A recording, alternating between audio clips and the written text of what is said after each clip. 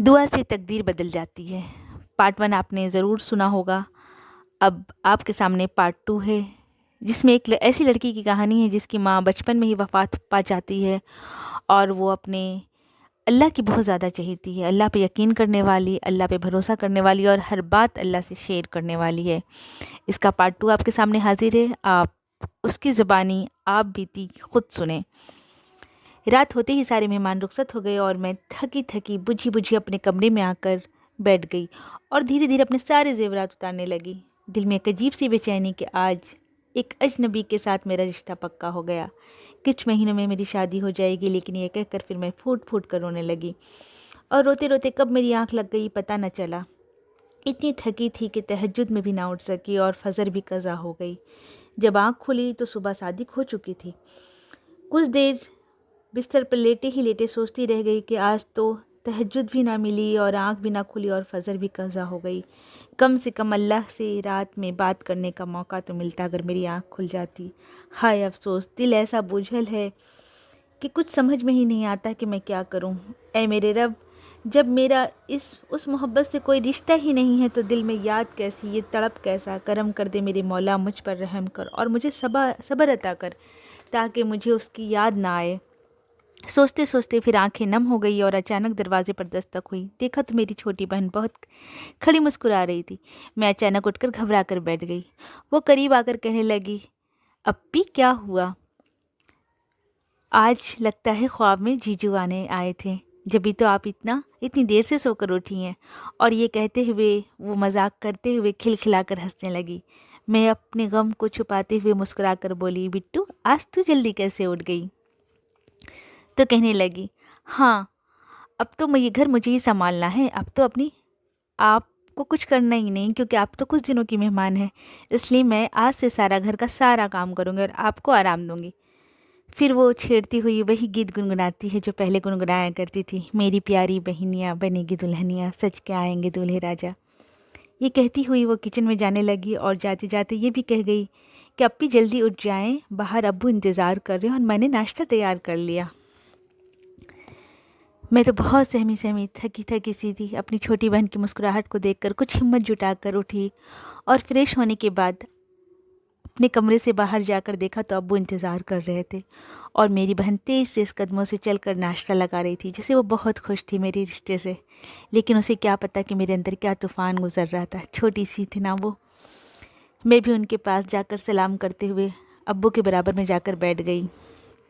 ابو نے مسکرا کر جواب دیا اور سر پر ہاتھ پھیرتے ہوئے بولا، بیٹا طبیعت تو ٹھیک ہے؟ میں جواب دھیرے سے سر ہلاتے ہوئے کہا، جی ابو جی، اور پھر اپنے آنسو کو روک نہ سکے اور بہت کمزور پڑ گئی، یہاں تک کہ میری آنکھوں سے آنسو چھلک گئے اور میں رونے لگی۔ ابو نے چائے کا کپ ٹیبل پر رکھتے ہوئے میرے قریب آ کر کہا کہ بیٹا کیا تمہیں یہ رشتہ پسند نہیں یا تمہیں یہ رشتہ منظور نہیں؟ پھر میں بہانہ بناتے ہوئے کہنے لگی، نہیں ایسی کوئی بات نہیں ہے ابو جان، امی کی بہت یاد آ رہی ہے۔ اور پھر ایک دم سے سناٹا چھا گیا اور پھر میں رونے لگی۔ واقعے میں ماں بہت بڑی طاقت ہوتی ہے، اور وہ تو میں سب ان کو بتاتی اپنا دل کا حال، اور پھر دل ہلکا ہوتا۔ ابو سے کیا کہوں، من میں یہ سوچنے لگی۔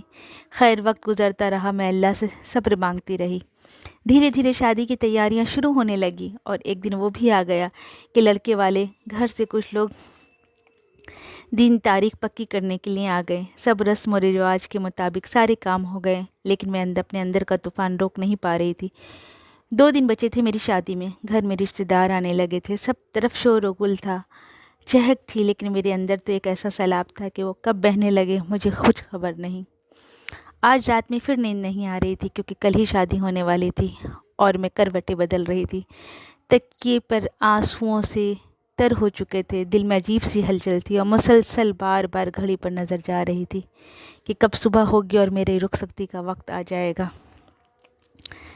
2 بج چکے تھے۔ میں اٹھی، وضو کر اور جائے نماز پر بیٹھ کر کچھ نفل ادا کیا اور پھر اللہ سے باتیں کرنے لگی۔ اے میرے رب، تو ہر چیز پر قادر ہے، بے شک تو نے حضرت موسیٰ علیہ السلام کو فرعون سے نجات دی، حضرت ابراہیم علیہ السلام کو آگ سے نجات دی، حضرت مریم علیہ السلام کو بنا مرد کے اولاد دیا، حضرت یونس علیہ السلام کو مچھلی کے پیٹ سے باہر نکالا۔ تو میرا رب ہے، تو جب چاہے جو چاہے کر سکتا ہے میرے رب، میرے اس غم کو خوشی میں بدل دے، میرے لیے معجزہ کر دے میرے رب۔ اور میں دعا مانگتے مانگتے بے تحاشا رونے لگی اور پھر سجدے میں جا کر گر گئی۔ اور پھر تھوڑی دیر کے بعد میرے سر میں اتنا تیز درد ہونے لگا کہ میں گھبرا گئی۔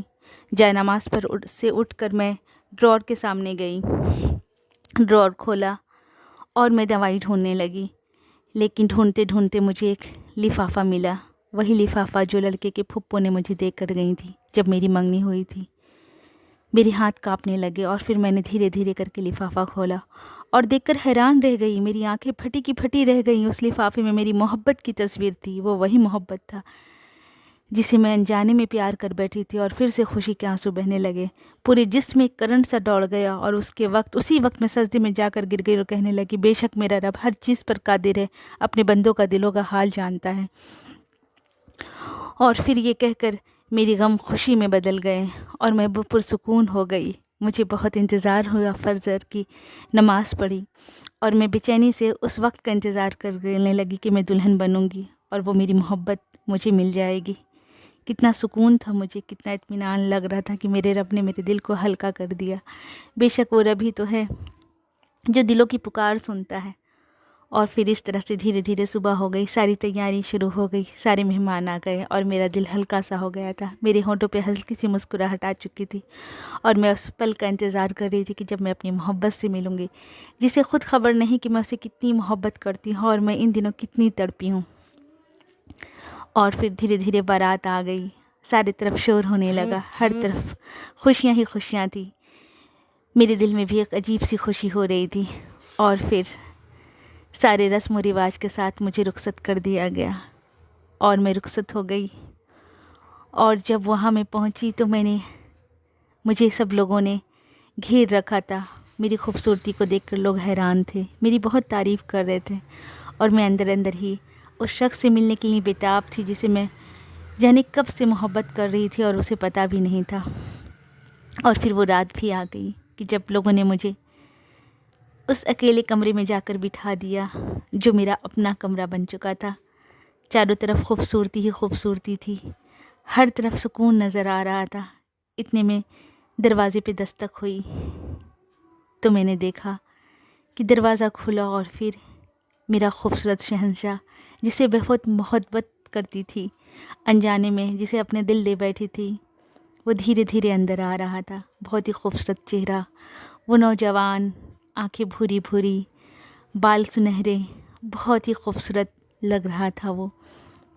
دھیرے دھیرے وہ قریب آ کر میرے پاس آ گیا اور میرے بیڈ پر بیٹھتے ہوئے کہنے لگا کہ تم میری محبت نہیں ہو، اور پھر سے میرے دل پر تڑپ اٹھی۔